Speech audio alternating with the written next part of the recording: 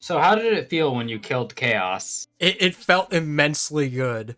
So let's ease ourselves into the big chaos. Strangers of Paradise has one of my favorite narratives in the Final Fantasy series, despite being fairly simple about what it is on the Hmm. out front. They do a really good job at endearing you to all the characters through their little weird mid dungeon dialogues. Yeah, something I especially like about it, I don't know if you kind of caught on to this, but early on, I found a lot of that dialogue to be, like, weirdly kind of plain and forced, but I feel like looking back, that was kind of intentional. Like, it was supposed to kind of show that these guys are, like, these kind of sort of automatons that are slowly, like, becoming more human as time goes on. Yeah, Jack is very stilted a lot in the early game, but by the time you reach the Flying Fortress, that's when characters start to emote a bit more. Hmm. Like that's where you get the scene where Jack says that he does find Jed helpful, which is just a really nice little interaction Yeah. between them. I do find you helpful sometimes. I'm not mad. If I were to say there was like a weak link in terms of the character interactions throughout the game, I think Sophia comes out and just I don't get what was happening with Sophia Yeah, I for the think most part. Sophia was definitely, I think she was too late of an addition. Yeah, throughout the whole thing, she kind of feels like the odd one out of the group. Despite Neon being the one who's actually the odd one out, Yeah. being native to Cornelia and also being 18 years old instead of being a middle-aged man. Instead of being 40, yeah. Neon's comfortably awkward in that group. What team were you rocking with? So I went with Neon and Jed pretty much the entire time. I went with Ash and Neon unless I was doing co-op. Then it was Jed and Ash. Nice. And I was really endeared to everyone besides Sophia by the end. Yeah, it ended up being a crew that I liked a lot, which kind of surprised me because I kind of expected them to just be these nothing people. But by the end of it, I was like pretty attached to them. Jack himself, it definitely feels the most like a main. He has the most main character energy going on. He really steals the show a lot of the time with his just outbursts of rage and desire to skip every single cutscene. He's like a speedrunner, yeah. When you get to the point where it's revealed that the crystals have a storage limit and that these save files get too complex to hold on them after a while, I guess he's just trying to conserve. He's subconsciously trying to conserve on space. Yeah, he's trying not to save, yeah. Listen, if you say your whole speech, I'm going to retain it, and if I retain it, I'll have to forget something else. I'll forget Neon's name. Astos in particular has some very great interactions. Like he always felt sketchy throughout the game, and I think they did a good job with that. Mm-hmm. And props to Astos. He had one of the better boss fights in the game, and the moment during the fight where you collide fists with him, and oh my god, at some point they were friends. You also have his evolution from what he actually is to what he appears to be in Strangers of Paradise. Yeah, because, as far as I remember in Final Fantasy 1, he was just, some random schmuck boss, right? Not just a random schmuck boss, but one of the, worst sprites ever conceived. Yeah, he was very ugly. My boy Bicky also gets an evolution from a character you don't even fight. He just sends his pirates after you to having a boss fight. Bicky is one of the harder characters to take seriously, and that's saying quite a bit given the cast of the game. Yeah. And that you go in with low expectations. But Vicky talks like a pirate day. They don't do anything too subversive with how he acts. He's just an old salty dog, man. Why is the rum gone? Yeah, I think that's something we should probably talk about is what we were expecting from this game, because I think this is one of the best examples of a game that I had bottom of the barrel. This will be probably just bad expectations. And it ended up being something that I genuinely liked a lot. Yeah, because I went in expecting basically the Doom guy approach to a main character.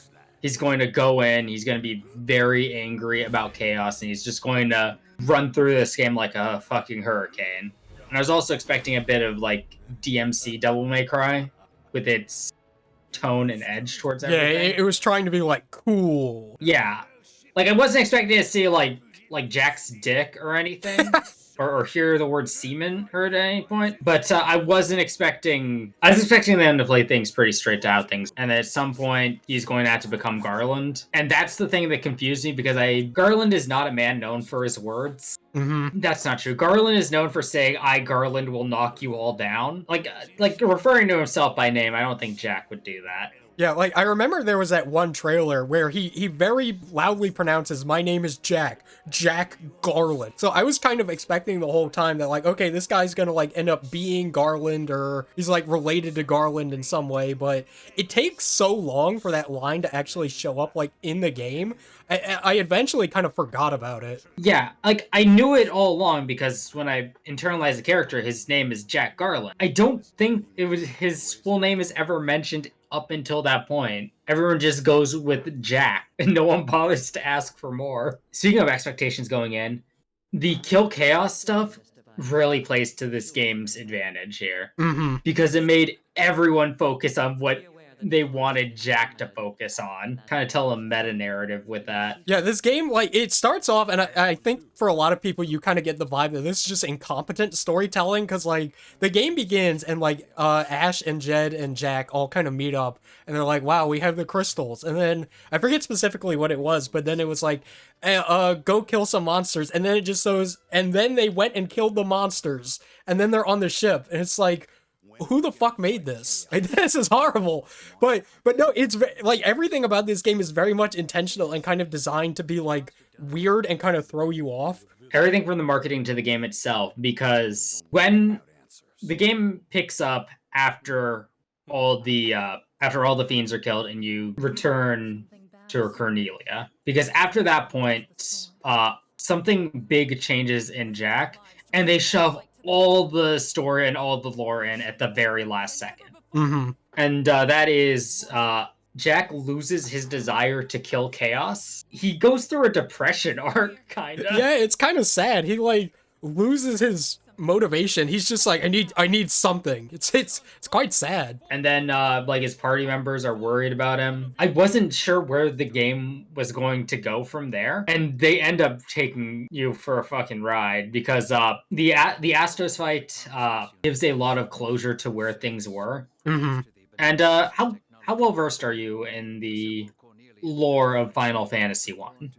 Slightly. Okay, how many games are there in the Final Fantasy 1 series? Oh fuck, I didn't know there was a whole ass series.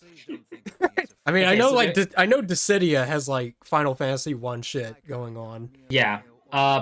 You have Final Fantasy 1, and then you have the Dissidia games, and that's the Final Fantasy 1 series. In Dissidia, they established that that's where they established that the Lufenians started the cycles along with Shinryu. It was Shinryu and Cid Lufein who created Cosmos and Chaos and started the cycles. Now, the Dissidia cycles aren't the same as Final Fantasy 1's, but they also say that they did this in a parallel universe, so that way Cid could then go back to his original world of Final Fantasy 1 and nuke Onrak. They don't mention Onrak in Strangers of Paradise. That apparent rivalry between Lufein and Onrak is dropped entirely. Mm-hmm.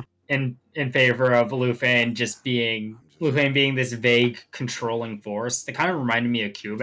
Yeah, I kind of got the vibe from them that they're like these sort of higher dimensional beings. And they were always established to be like very advanced with technology because they did make a floating fortress. But they take it to the next level with this. They've got dimensional travel down. They've got like these dark crystals they have. And they're still the ones behind the cycle. So they really give the Lufenians a step up for this. Mm-hmm. With my Madoka mindset in mind, when I saw the Dark Crystals, I just saw soul gems. Yeah, they kind of are. I just assumed at some point they would break and like our friends would become the Elemental Fiends because of that. I do know that they became the Elemental Fiends in some cycle, and I'm not sure how Jack's friends specifically become the Fiends, but because the memories are retained between them anyways, even if they aren't exactly his friends, the Fiends that are there he can gel with. And when I got to the end of the game, everything was done, and I did it my way. With stupid Madoka mindset, was like, damn, Rebellion of Madoka Magica was kind of good. So, when Jack Garland became Homulu, became the devil. This game kind of was Madoka Rebellion, yeah. You isn't wrong. Jack becoming Chaos is such a I don't want to do this moment when they throw you against all of his party members, and it's an impossible to lose fight, which is a good thing because there's no checkpoint before it, and the fight before it I really hated. It's a very immersive way to handle it because I don't think it would have the same impact if it was just in a cutscene. The way that Jack has his fall, first losing his purpose, then finding out he's losing his friends, then losing his friends. Dude falls from grace fast, like a truck. Yeah, I'm still so surprised that Jack ended up being a character that I like legitimately actually kind of gave a shit about, even though like he's still kind of a schlock lord. Like by the end of it, it's like, bro, this guy had to like beat up all of his friends, and like Astos is like, I know you'll come back for me, and he didn't. Astos went in there like the dog from Futurama. He did. Oh man. While I did think the game was going to be schlocky, I don't think that there is an ironic bone in Nomura's body that would let him make a story that wasn't building up to something. I don't think he would make a shallow thing. I knew he was gonna do something with this. Mm-hmm. Especially with Nomura's favorite word, memories, being involved. And also Nomura's second favorite world, Versus 13. Did you know that the Lufenians only fucked with Final Fantasy 1 and Final Fantasy 15's world? I did not know this, no. If you look at the loading screens before you go into any of the other dimensions or areas inspired by dimensions, like the Lufenians just observed what happened in Final Fantasy 7 or Final Fantasy 2. But when they get to Final Fantasy 15, the Lufenians just decide to arbitrarily fuck with them for some reason. Wait, what did they do? They dumped darkness in there. For what reason? That game's got a hard enough life. Why it doesn't need more darkness? Apparently, this is something that goes unexplained in Final Fantasy 15, but they just say, "Oh yeah, the Lufenians dumped that in there." But the way I like to see it is when they were dumping darkness in there, they corrupted it. They corrupted this original vision of what Dimension 15 was. Bro, Nomura, is this what he's been building towards? This, like, absurdly meta, like, fucking Final Fantasy multiverse where out-of-universe shit like trouble development plays a role? I think Nomura just really hates Final Fantasy 15 and really wants Versus 13 to be a thing. That seems to be the case, yeah. Like, if he were a more petty dev, I could totally see him being like Suda51 and just having a scene where fucking Yozora or whatever Proto Noctis is going up and killing the original Noctis. Going and killing the Noctis we have now. Yeah. And saving him. But no, he just drops that so that way to either explain away a like minor plot hole in Final Fantasy 15. And not even a plot hole, just something that goes unexplained. Or he just did that so that way he could say that Final Fantasy 15 has been corrupted. That's so meta. The idea that these like in-universe beings are responsible for the fuck-ups of like the devs. Yeah. That's awesome. I don't think Nomura is capable of being ironic, and I also think that Nomura puts a lot of himself into his games. Yeah. Strangers of Paradise came from the idea that he wanted to make a video game about a very angry man. Yeah, very honest. Yeah. And I think he fucking succeeded. Absolutely. Jack is fucking pissed all the time. And see, it's because of that those weird moments, I feel like he was building up to some, like, Twilight Town shit. Fuck, that is another thing it's like.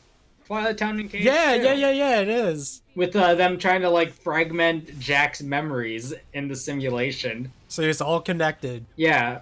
Versus, you got your fucking pinboard up there. With Jack Garland pointing to like Roxas, they're both pointing to Noctis, who's pointing to Yozora. The cycles in Strangers of Paradise don't line up with the Dissidia cycles, namely because Strangers of Paradise, they say, takes place during cycle 19, and which would make the one where the Warrior of Light shows up cycle 20. In Dissidia lore, cycle 20 is when Chaos absolutely loses it and becomes feral chaos. and that's also where they end it. And I don't think Jack would be thankful at the end of Dissidia if he were Jack and that you freed a Lufenian. I think if he found out that you, the player, freed a Lufenian, he would get more. He would regain his senses and then get more angry. One thing I like about Strangers of Paradise, as someone who like just goes into threads about the game on like V and stuff, is seeing the difference between people who have like played the game saying fuck the Lufenians and people who are like starting the game or coming in from the outset with their same old we're going to kill chaos images. And I think that both sides have a real merit to things, because the more you say I want to kill chaos, fuck chaos, the harder it really hits when the pendulum swings in the other direction and I don't know who to kill anymore comes in. Is there anything you're surprised didn't show up in Strangers of Paradise with what little Final Fantasy 1 lore there is? At some point, I was expecting there to be, like, a normal-ass airship, but once you kind of realize that, like, oh, wait a minute, this is, like, Final Fantasy 1, but, like,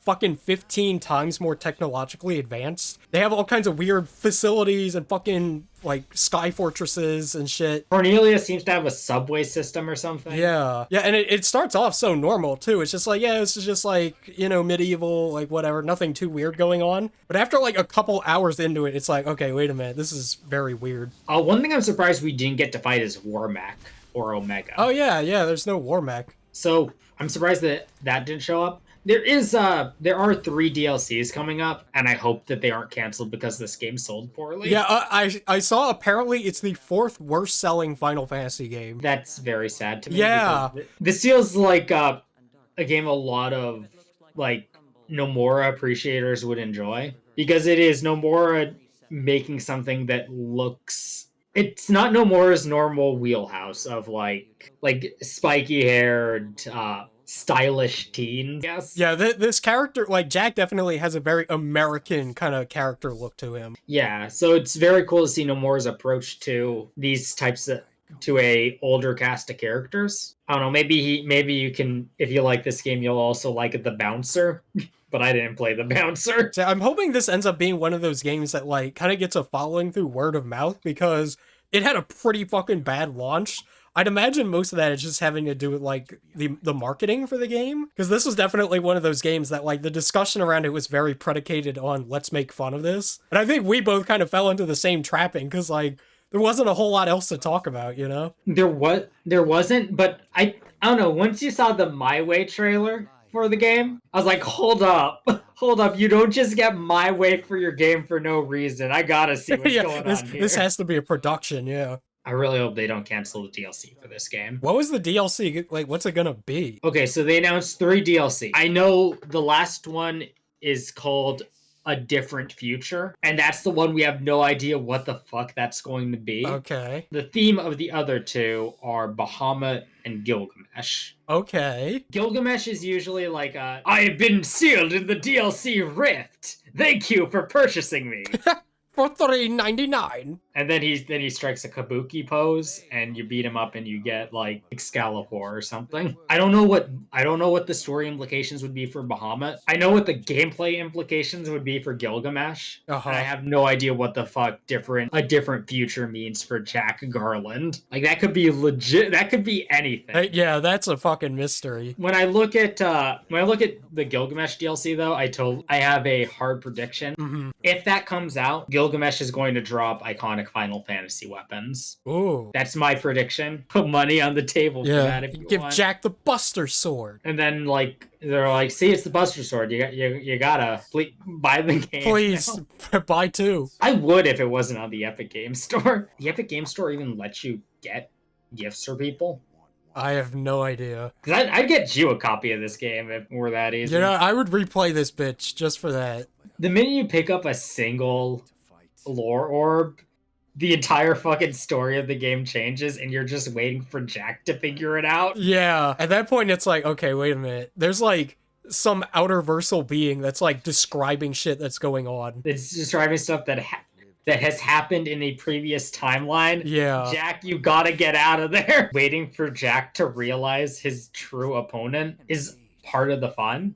Like you're watching Jack fist his way through things, and that's cool on its own because like the way the game plays and all those finishing moves are some of the most raw shit you'll ever Dude, see in that a shit video is so game. fucking cool. Like, even if you're not all that into, like, the weirdly meta story, this game is fucking cool. They do such a good job at making you feel powerful by making everything you fight seem super dangerous, but giving you the tools to like snowball your way through things. What do you think?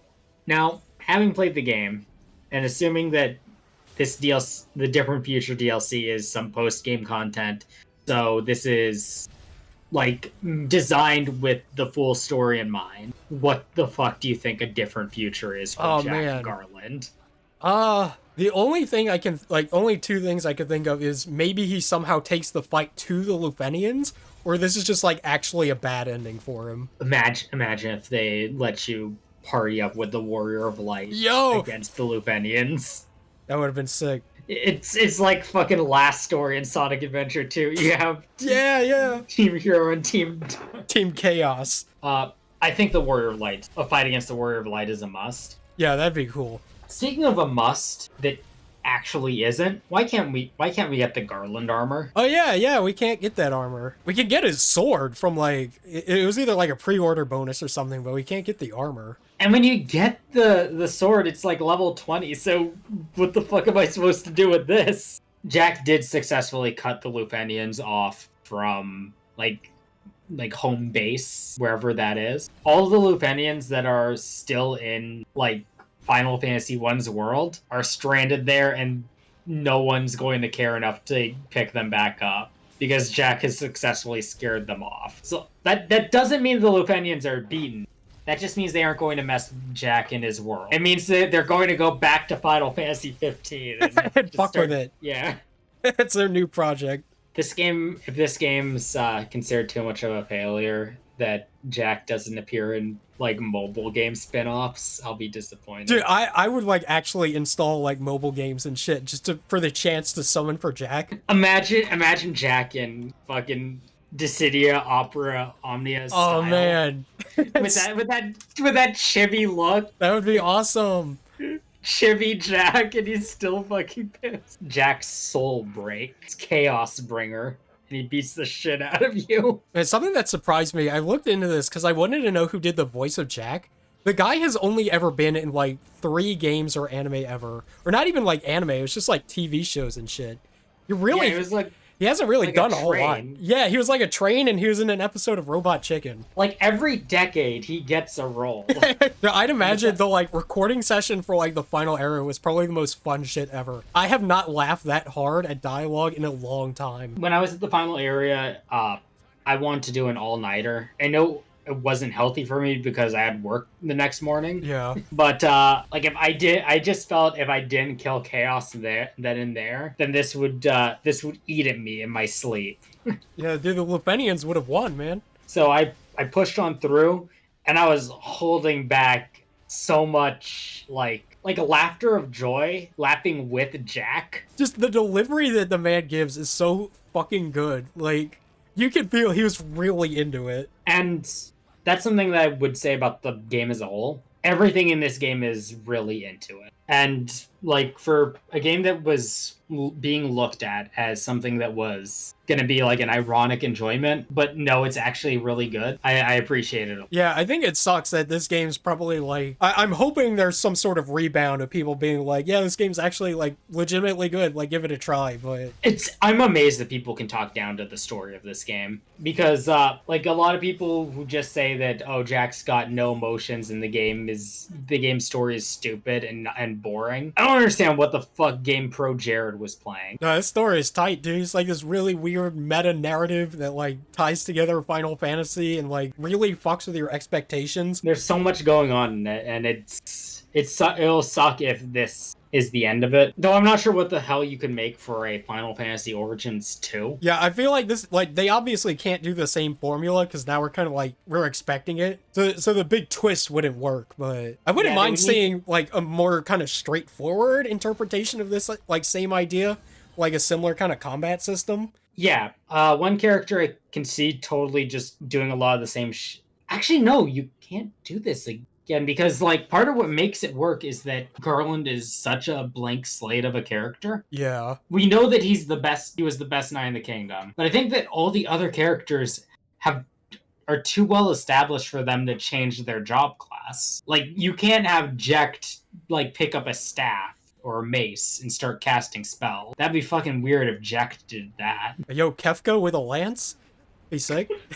You know, Kefka was a different person before he got those Magitech injections. The Kefka who doesn't laugh.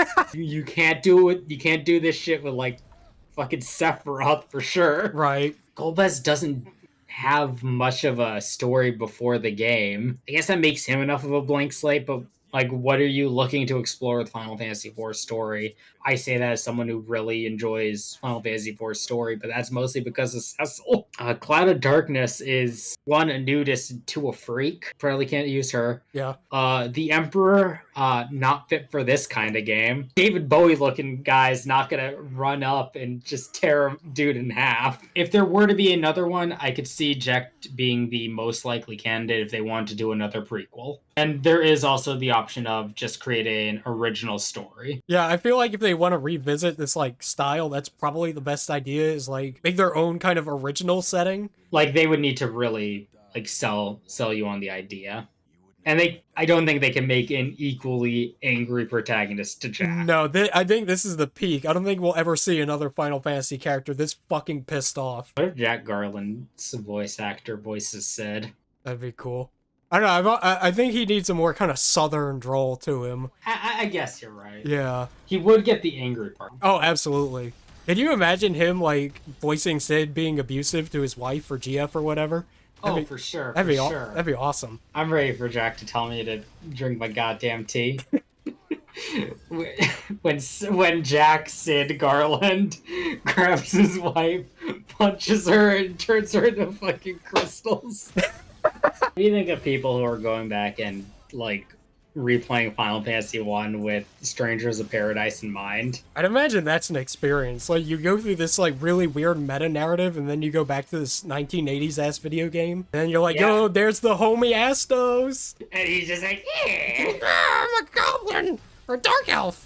And he just, like, the way he's hunched, especially. Yeah. And you see your boy Bicky, and, like, he's got even less going on. Man, the game's, like, commercial failure is, like, ruining all the possibilities for Jack to appear in more things. Yeah. Shit, dude, Like, he might be stuck in this good video game forever. yeah.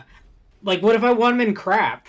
What if I want him in Chocobo GP? Put him in garbage. Put Jack Garland in Chocobo GP so he can, like, hate the fact that he's racing instead of doing more important shit. Put Jack in the next Dissidia game. That'd be cool. Didn't, like, Dissidia NT also kind of flop? Oh yeah, no, Dissidia NT was a huge flop because they tried to make a game that only works in arcades, like something that you can play at home, but they didn't make a good model for it.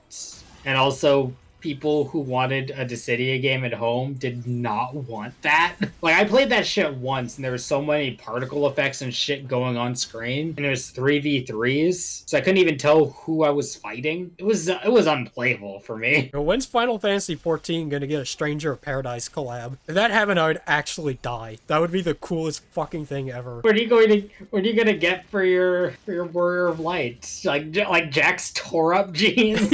No, you get like a little Jack minion who will follow you around. That'd be so cute. a tiny Jack. Tiny angry Jack. My pocket-sized Jack. What do you want? I'm gonna kill Chaos. Very tiny. He's tiny but very angry. Much like Nomura.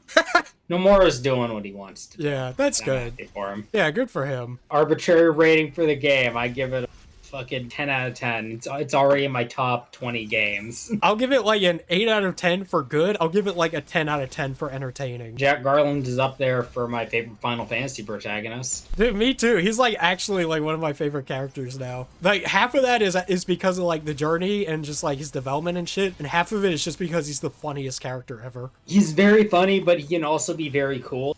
Yeah. You can really play this game with any kind of mindset and still walk away with something in the end. Yeah, like, if you go into this thinking, yeah, I'm going to kill chaos, and I'm just gonna be a big, like, angry guy, then, like, hell yeah, this game's for you, bro. If you can go get into this and, like, look at it like how, like, Nomura wants you to look at it, you can also get really into it and have a lot of fun. I think they did. I think Nomura succeeded when Nomura always succeeds at. Surprisingly good video game. I hope it doesn't, like, kill Nomura's career. Yeah, I don't know, he's gone through a lot. I'm sure he'll be fine.